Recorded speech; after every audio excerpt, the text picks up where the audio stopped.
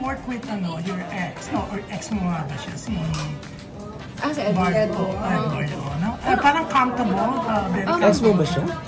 Simula po nung natapos yung love team namin, we became friends pa rin naman po. Wala naman kami parang mabigat na. Pero at first, di ba, parang may something na... Secret! Hindi, pero yun nga, yung after nga matapos yung love team niyo, parang may something, may gap between you and Edward. Yun. Parang may... Medyo po, pero hindi naman gano'n ka-serious yan. Pero mga ngayon, bata pa rin, mga bata din po kasi so, kami. Ngayon, mas okay kayo to work together? Ay, oo naman po.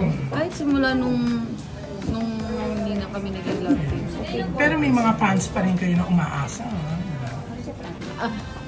Well, isa sila sa mga malaking dahilan kung nasan kami ngayon. Kaya I'm always, parang hindi talaga ako hindi mawawala sa akin yung gratitude ko sa kanila.